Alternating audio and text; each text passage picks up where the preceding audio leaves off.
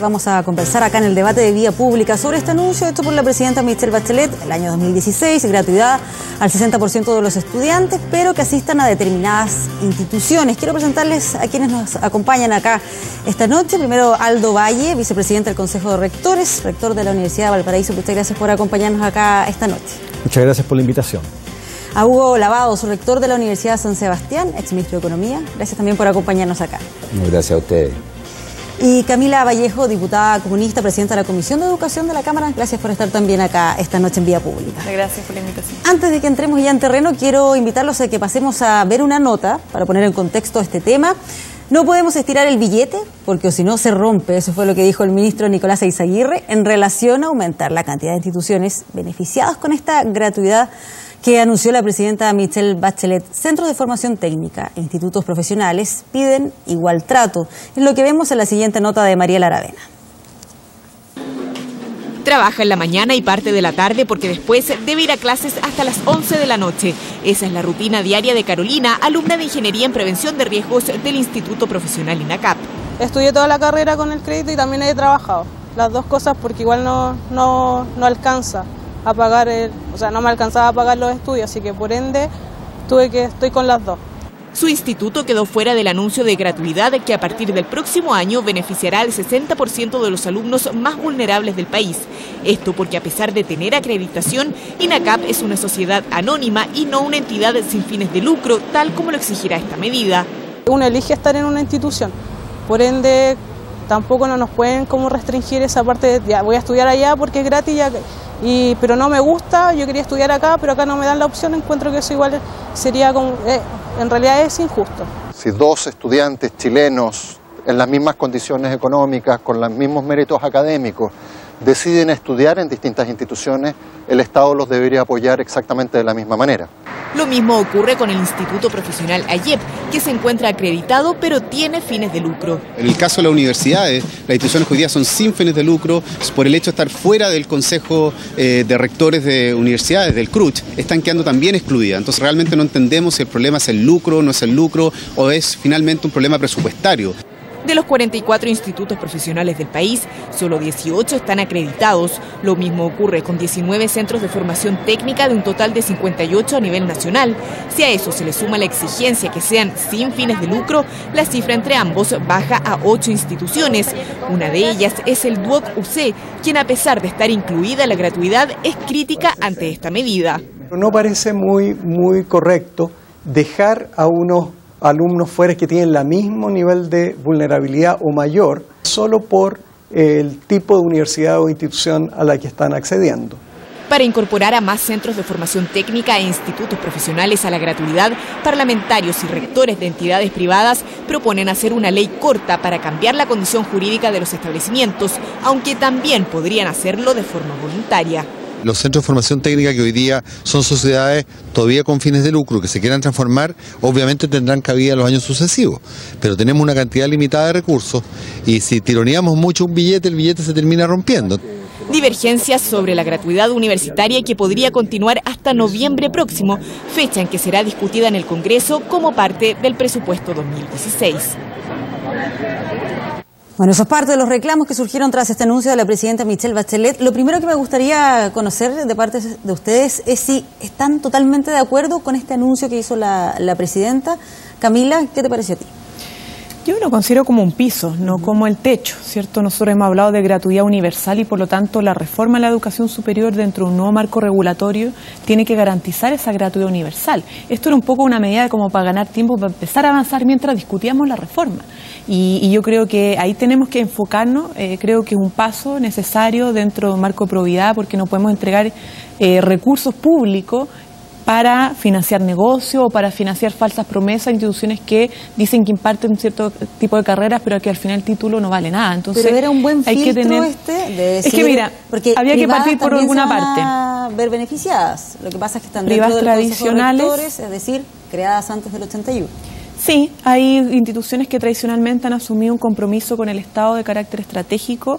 Yo, en primer lugar, creo que el Estado tiene que preocuparse de sus instituciones estatales, su obligación, porque las tiene huérfanas, y por lo tanto había que partir por ahí. Ahora, si era posible extenderlo también a instituciones tradicionales, el Consejo de Rectores, IP y CFT sin fines de lucro acreditados, me parece que es un paso, pero no es el techo. Nosotros aspiramos a que esta gratuidad sea un derecho que esté consagrado en nuestro sistema de educación superior, pero obviamente con ciertas exigencias a las instituciones que tienen que ir en la reforma de educación superior, donde probablemente el INACAP o la Alberto Hurtado o otras instituciones puedan irse sumando, pero el Estado no puede financiar y ofrecerle a los estudiantes gratuidad en instituciones que no tienen garantías mínimas.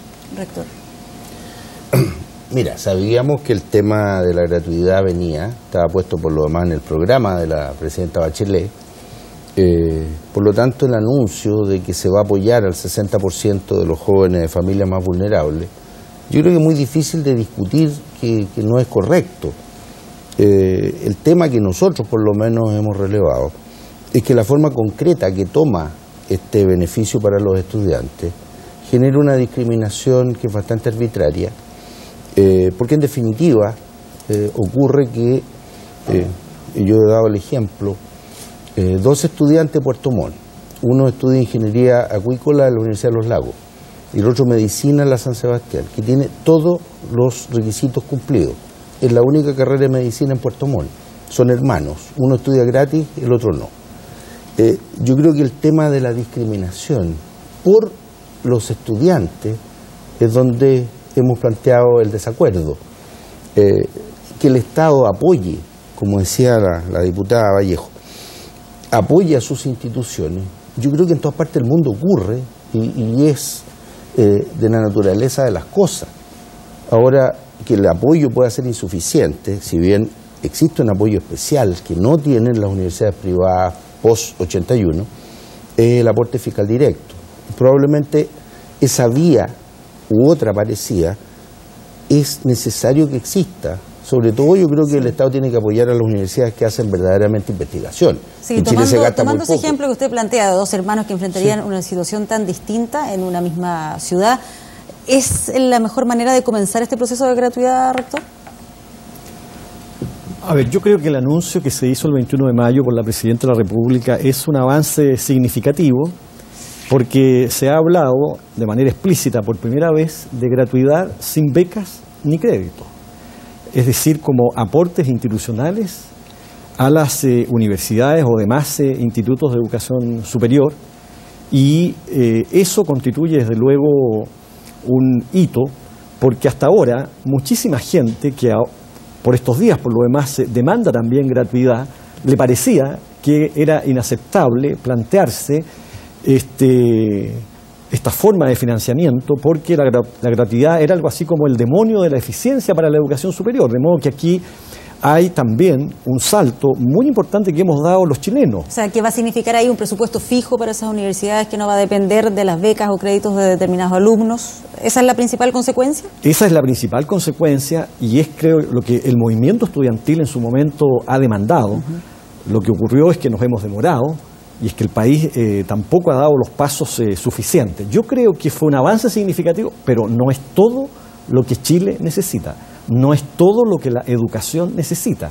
Y por lo mismo, yo creo que debemos tener confianza en el sentido que el gobierno se ha puesto también aquí un límite. Porque el gobierno no puede estar pensando que una diferenciación de este tipo se pueda sostener en el tiempo. El gobierno, al decir inicio por estas instituciones, está diciendo también que al cabo de un tiempo, que esperemos sea el más corto posible, tendrán que todos acceder al beneficio de la gratuidad. Ahora, yo creo sí que no necesariamente esta es una diferenciación que uno pueda calificar de arbitraria, por lo siguiente, porque el Estado también tiene unas limitaciones jurídicas, unas limitaciones formales. La transferencia de recursos públicos por la vía de aportes directos a las instituciones, ya no mediante becas y créditos, requiere que haya una homogeneidad en términos de un régimen jurídico que desgraciadamente no existe en Chile, porque durante mucho tiempo también quienes tomaban decisiones se opusieron a que hubiese un marco regulatorio.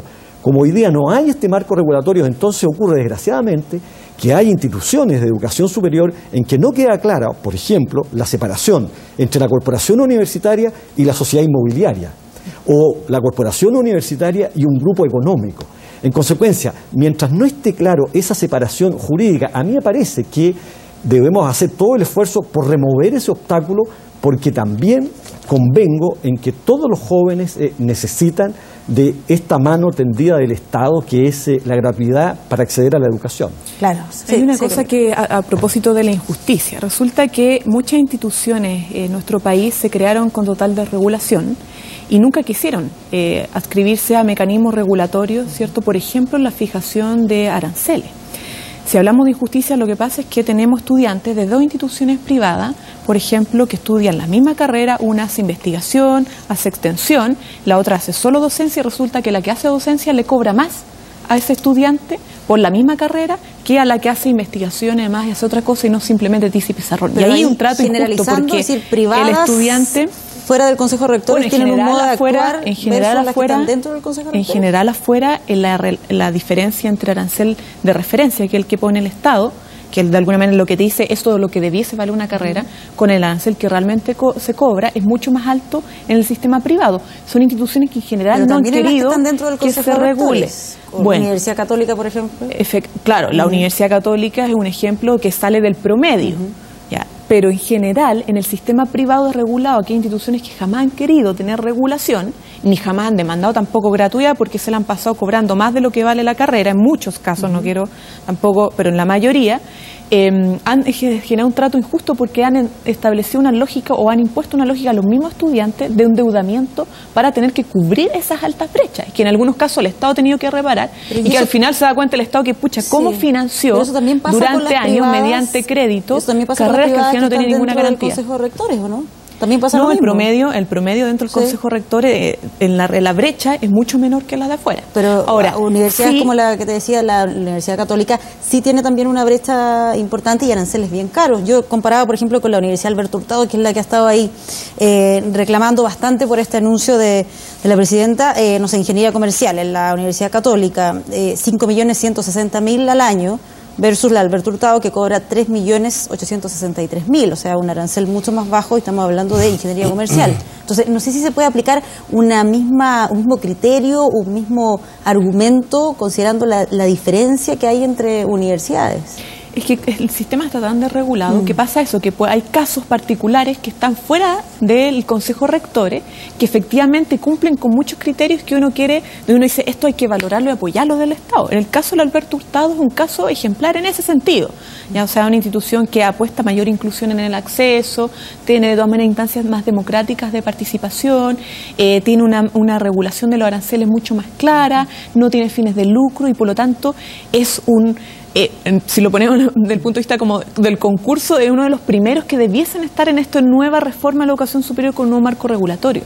Lo que aquí tenemos que es cambiar el enfoque. El Estado no puede simplemente, entendiendo la necesidad de los estudiantes, pensar en financiamiento solo por la realidad de estudiantes, sino que ofrecer a los estudiantes instituciones que garanticen el derecho, pero que también cumplan con ciertos deberes y requisitos. Te pongo el caso de que hay muchas instituciones en el mundo privado que hacen persecución política a estudiantes o trabajadores porque se organizan. Es decir, es inconcebible que el Estado, que tiene que velar por la democracia, el pluralismo, respetar la diversidad y la organización, que además la libertad de asociación es básico, esté financiando instituciones que son antidemocráticas o que generan persecución política. O sea, no es responsable, y más aún si es que están utilizando los recursos que leían por concepto de gratuidad para generar negocio y no para mejorar el proyecto educativo. Entonces, hay principios, entendiendo que hay muchos estudiantes vulnerables en instituciones, como lo hay en estas 12 que están siendo investigados hoy día en el mundo privado.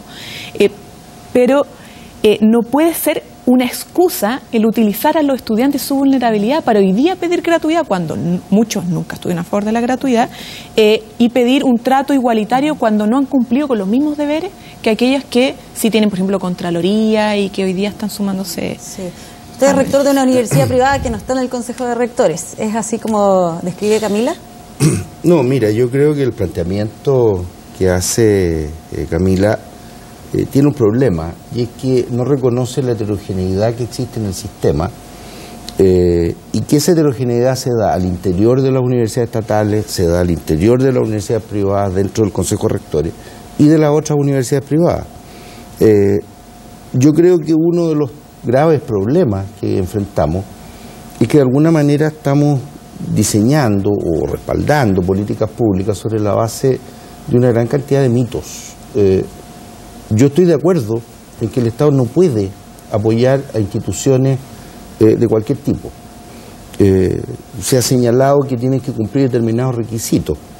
Por supuesto, y cualquier universidad va a estar de acuerdo con eso, tiene que especificarse con claridad cuáles son esos requisitos. En este caso, el requisito básico se señaló que los estudiantes pertenecieran al 60% de familias más vulnerables. Los requisitos existentes hoy, ¿no es cierto?, respecto a los temas de calidad, tienen que ver con la acreditación. Si uno ve, la heterogeneidad también se refleja, que hay universidades estatales que tienen acreditación más baja que la nuestra, por ejemplo. Nosotros tenemos el 90% de nuestros estudiantes en carreras acreditadas. Es que se dice el sistema de acreditación es malo. ¿Cuántos años está acreditada la Universidad de San Sebastián? 4 años. Y tenemos un promedio sobre 4 años en las carreras. Porque hemos tomado como política acreditar nuestras carreras. Nosotros consideramos que mejora nuestra calidad. Yo creo que hay una visión en que el tema, si se trata de apoyar a los estudiantes, vamos en la dirección de los objetivos que tiene el sistema y que tiene que ver con mejorar equidad y mejorar calidad. Pero aceptando también esos requisitos que plantea acá la diputada. Yo no tengo ningún problema. En la Universidad de San Sebastián y muchas otras que conozco no tienen problema en la medida que podamos conversar cuáles son esos requisitos. Porque hay algunos que no, por ejemplo, regulación de aranceles. En Chile los aranceles en ninguna universidad están regulados.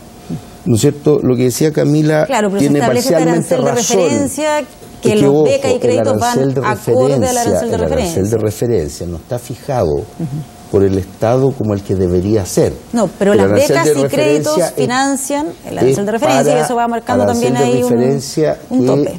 Otorga el CAE, ¿no es cierto? Se dice que puede ser usado para otros fines. Resulta que hoy día el CAE y las becas que otorga el Estado a los estudiantes de nuestra universidad, cada peso que ingresa a la universidad hay que rendirlo. Está claro para qué se usa. Hoy día los estados financieros son absolutamente abiertos y cualquiera puede ir a revisar qué es lo que uno hace, ¿no es cierto? Entonces el tema es que a mí me parece bien y creo que fue un avance, por ejemplo, la declaración de la subsecretaria de Educación, que señaló que este aviso era el primer paso y que iba a haber posteriormente un cronograma. Yo creo que sería estupendo conocer el cronograma, porque los propios estudiantes de todas las instituciones están con un tremendo signo de interrogación. Bueno, ¿qué es lo que va a pasar? Tampoco se clarifica lo suficiente.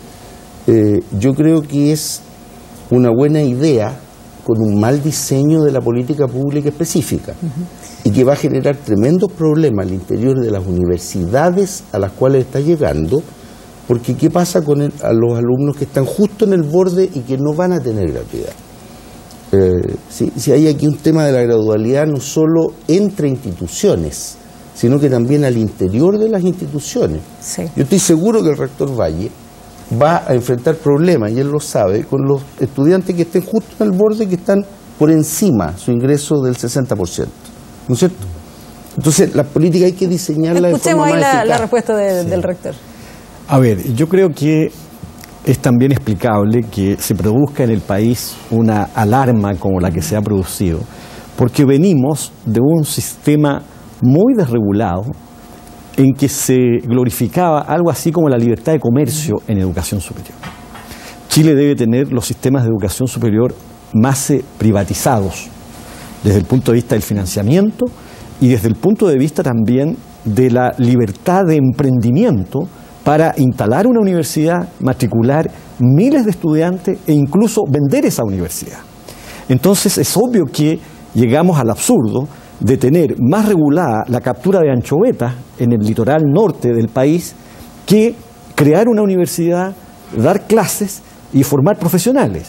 Entonces, hoy día, cuando decimos, pero esto ha generado segregación, desde luego nuestros estándares de calidad no son los más deseables, necesitamos entonces una participación del Estado y del gasto público mucho mayor. Chile es el país, a su vez, que tiene el mayor gasto privado en educación superior.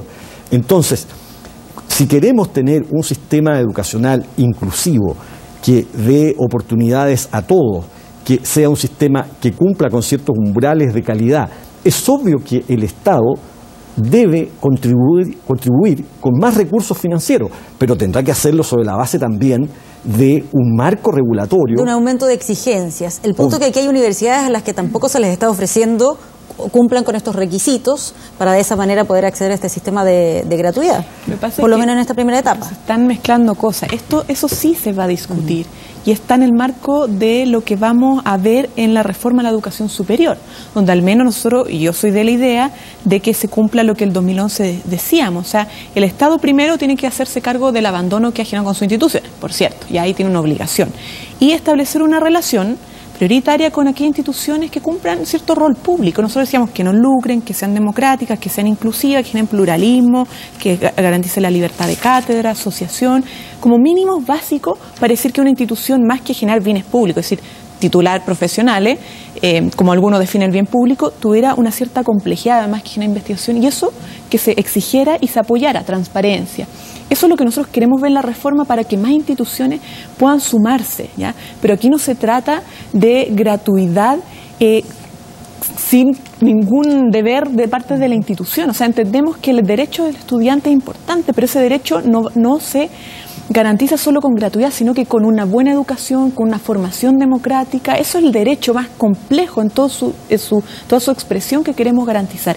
Y eso tiene que ser parte del debate de la reforma de educación superior. Entonces, no es que aquí queramos dejar a otros fuera, excluirlo arbitrariamente, sino que se está estableciendo lo que yo entiendo y que yo también esperaba en el discurso de la presidenta del 21 de mayo, es que se diera una primera señal para que el 2016 avanzáramos mientras discutíamos la reforma de la educación superior, porque el término de esa discusión de la reforma de educación superior, si está al final de año o el principio del próximo, no va a alcanzar a tener expresión en la ley de presupuestos para el 2016.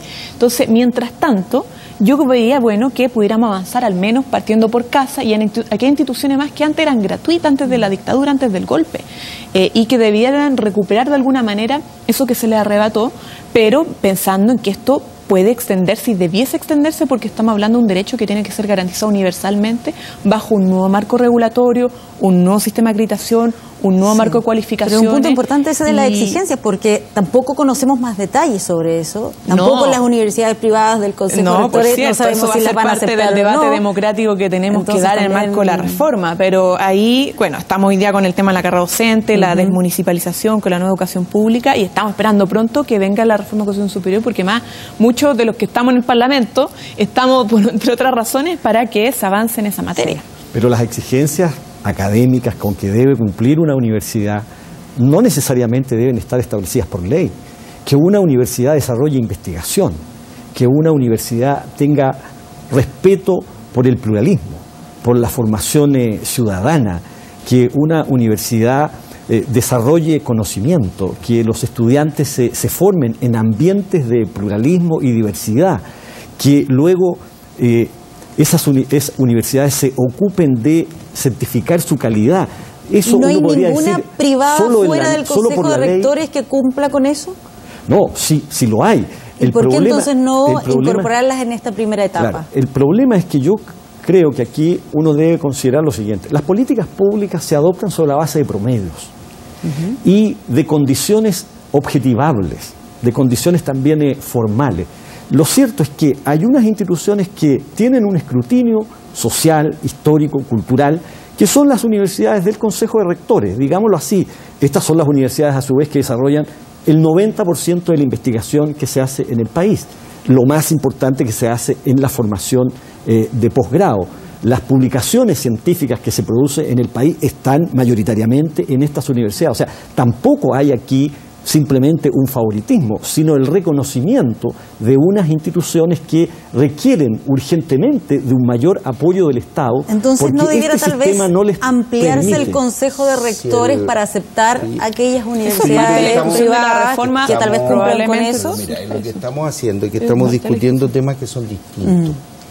Yo creo que las universidades chilenas realmente top, que hacen investigación de punta, no son todas las universidades, tampoco son todas las universidades estatales, ni son todas las privadas del Consejo de Rectores, ni las privadas propiamente tales. Esas universidades el Estado tiene que apoyarlas porque nuestro país necesita más creación de conocimiento. Nuestro país, uno de los grandes problemas en la educación superior no es solo que se gaste poco en docencia, se gasta poquísimo en investigación y desarrollo. Tenemos un grave problema y no ha aumentado la plata en el último tiempo. Los recursos para Fondecir, los recursos de investigación han aumentado casi nada. Otro tema es que si se señala como medida desde el punto de vista de apoyo a los estudiantes, que se discrimine a los estudiantes por dónde estudian, sin definir para nada cuáles son los criterios, sino que solamente la pertenencia a una institución muy tradicional, por cierto, pero resulta que hay universidades estatales que no pasan el test de la blancura y hay universidades privadas que tampoco lo pasarían, pero definamos cuál es ese test. Y lo último, en este punto que quiero señalar, yo comparto prácticamente todo lo que dijo el rector del Valle y lo que ha señalado la diputada Vallejo, con un solo agregado. Si queremos debatir estos temas, ojalá que pueda haber debate, ojalá que podamos conversar y que podamos dialogar desde puntos de vista distintos. Creo que la mayor parte de los temas vamos a estar de acuerdo. Por supuesto, en un sistema democrático la mayoría manda, si eso es evidente, pero ojalá podamos discutir este tema que es tan propio de las universidades, el debate, la discusión, hacer claridad sobre las cosas y podamos discutirlo con cierta tranquilidad, porque hay algunos puntos de vista distintos. Yo, por ejemplo, he dicho que no creo en la gratuidad para todos, porque no creo que sea justo que el Estado apoye a estudiantes del 10% de la familia de mayores ingresos, que en el sistema universitario, particularmente en la universidad de mayor prestigio, deben representar del orden del 30% de la matrícula, porque las pruebas de selección y su rendimiento previo está archidemostrado que tiene que ver con su origen socioeconómico, con la educación de los padres. Pero discutamos eso. Pero ahora específicamente se habla del 60% de estudiantes más vulnerables y se deja fuera solamente por pertenencia a una institución. Definamos criterios y definamos un cronograma, pero sobre la base de elementos claros que uno pueda discutir y llegar a cumplir. Hoy día yo como rector de una universidad no sabría qué hacer para poder cumplir criterios porque no son conocidos. Sí, que ya nos quedan pocos minutos. Me gustaría una última pregunta. ¿Cómo se resuelve el tema, por ejemplo, con algún estudiante que está en un colegio que no lo prepara muy bien para la prueba, que a lo mejor tiene muy buenas notas, pero no le alcanza para estudiar en alguna de estas universidades que son del Consejo de Rectores y que tienen cierto puntaje más alto y termina estudiando en una universidad privada, pese a haber sido un buen alumno en el colegio? ¿Va a estar ajeno a la gratuidad? No. ¿Del 2016 al menos? Sí, nosotros hemos dicho siempre que en el Consejo de Rectores que la gratuidad debe ser una directriz y una política pública para el conjunto de la educación superior, incluido todas las instituciones, pero hemos dicho también sobre la base de un marco regulatorio que exija rendición de cuentas, transparencia, un sistema de admisión que sea público, con normas preestablecidas. ¿Por qué? Porque el dinero público no puede finalmente servir solo a unos fines corporativos privados. Y, muy importante, debe haber la más plena seguridad de que ese dinero público no se va a convertir en lucro privado. Y desgraciadamente, por la heterogeneidad, por la desregulación, hay instituciones, no todas, porque en esto nadie puede generalizar, pero hay instituciones que yo creo que todos compartimos aquí, no han dado la confianza suficiente y por eso las políticas públicas se encuentran con este tipo de obstáculos. Diputada, ¿cómo se resuelve eso para el 2016? Que un buen alumno no se quede fuera de la gratuidad. Sí, aquí estamos en la reforma involucra un nuevo sistema de admisión que sea más inclusivo y que no perpetúe el filtro clase que ha significado en general la PSU, ciertos temas ranking, propedéutico, entre otras cosas. El problema es que hoy día partimos de una anormalidad tremenda, porque en general los países del mundo, en el resto de los países del mundo, sobre todo los desarrollados, lo principal es la educación pública en el sistema de educación superior. Y en aquellos que existe lo privado y un estudiante opta por lo privado, opta por pagar en lo privado. Pero lo que predomina es lo público, gratuito, financiado por los estados y con ciertos estándares. Aquí tenemos tan poco público, tenemos casi todo privado, entonces decimos, como hay demanda por ingresar a la educación superior, tenemos que hacernos cargo de lo privado y el Estado entra a financiar lo privado, cuestión que es bastante rara en general en el resto del mundo. Entonces, el tema es que el financiamiento del Estado de todos los chilenos vaya para instituciones privadas no puede ser sin ningún tipo de exigencia. Esas exigencias tienen que establecerse en la reforma de la educación superior. Sin perjuicio de eso, tenemos que hoy día empezar ya a avanzar en esto que hemos comprometido de la gratuidad. Y en la estatal mira, a ver, más que la estatal, a mí lo que me da rabia y me daba rabia desde siendo dirigente estudiantil hasta el momento, es que hoy día se utilizan los estudiantes para conseguir más recursos.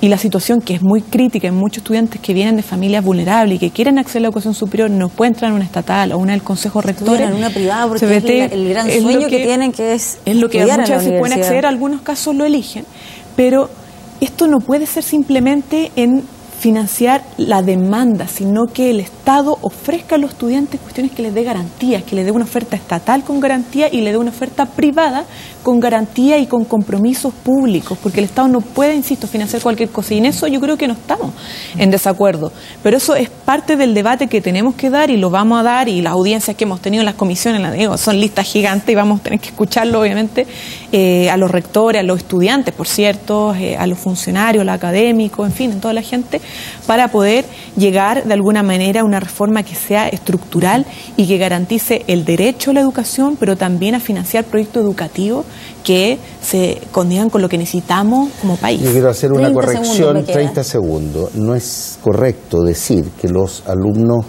de mejores puntajes ingresan a las universidades del Consejo Rector y los de peores puntajes a las universidades privadas.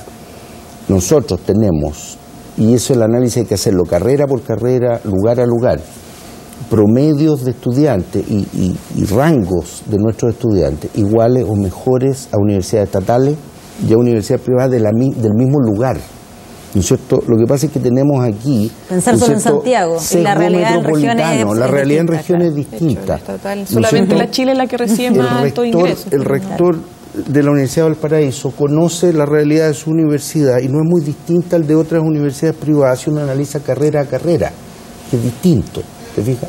O sea, no es que estemos recibiendo aquello que no queda en las otras. Se da cuenta de la realidad heterogénea que tiene el sistema. ¿No es cierto? Y yo lo puedo decir con conocimiento de causa porque nosotros tenemos sede en distintas ciudades, no solo en Santiago. Creo que esta discusión está excesivamente como de metropolitana. Todo centrado en Santiago. Muy centralizada. Le damos las gracias por habernos acompañado. Este es el inicio del debate nomás, así que vamos a estar bien atentos a ver cómo evoluciona este tema. Nos vamos a una pausa y ya regresamos acá en Vía Pública.